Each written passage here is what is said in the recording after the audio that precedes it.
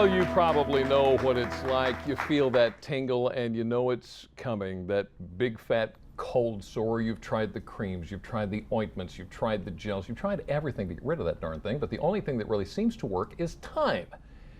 And doesn't it seem like it takes forever before the silly thing goes away? Well, our next guest is working to better understand the virus that causes cold sores and possibly a cure.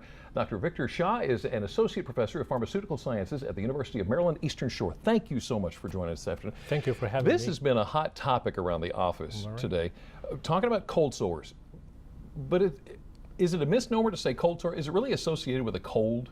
Well, not exactly, but the cold sore, it has a name of fever blister. It is due to a viral reactivation, herpes simplex virus reactivation. Okay, so it's something you already have. That's right. But it's something that's coming back out again. True. So this is a terrific thing that you got this grant. How are you using this grant to do your research? I'm going to use this grant to do some cutting edge research and also to teach students at the undergraduate and the graduate level.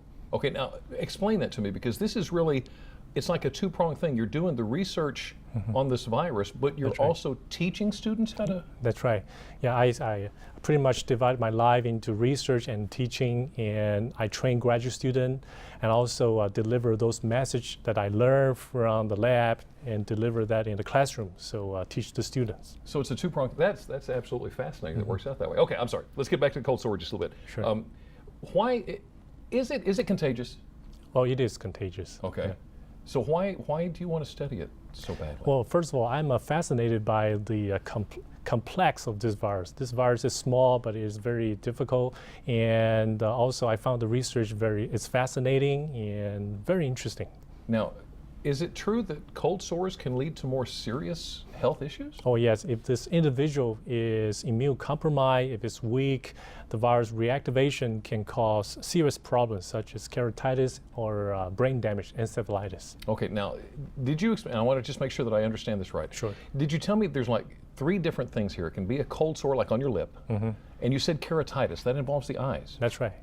Well, it's basically the trigeminal ganglion nerves. It's a three orientation: lips, eyes, and brain. So the virus can make its own decision where to go. So if it gets to your eyes, what can possibly happen? Well, blindness. Actually, Really? the herpes virus is one of the leading causes of blindness in this country. And if it gets to the brain, what are we talking? Well, if not treated effectively, it can be it can lead to death. So those are extremes. So in other Extreme. words, I don't need to panic if I've got You a cold don't sore. have to. If you're healthy, if you live a good life, you don't have to panic. So this is some of the research that you're doing. Is there anything I can do to prevent this? Well, again, eat well, sleep well, regularly exercise, and also avoid stress, both emotional and physical stress. And that will make sure that we keep this virus sleeping, and that will further reduce the risk of the viral reactivation. So basically, it's the golden rules of staying healthy. That's right. And Exactly. and just okay. So is there a connection between this virus, which causes the cold sore, and like chickenpox and shingles and? Oh, it's a very good question. As a matter of fact, they're very close. They're cousins, and they have similar life cycle, similar reactivation, replication, but just different sites of infection. Okay. Now, is there anything that we can? This silly thing takes forever to heal. Is there anything that we can cut down the healing time? Oh yes, of course. Again, that we keep our health. We make sure that we have a strong immune system, and then just live a regular, healthy life, and also just don't panic. You had mentioned stress. Is this something new when it comes to considering what's happening with a cold sore? Oh yes, that's what we are doing this research. We found that some hormone imbalance and some emotional, physical stress can really wake this virus up, so the virus will reactivate. Now, you're studying the effects of stress and hormonal imbalances That's right. on the cold sore virus and all that kind of stuff. Do I understand that was the basis of you getting this grant?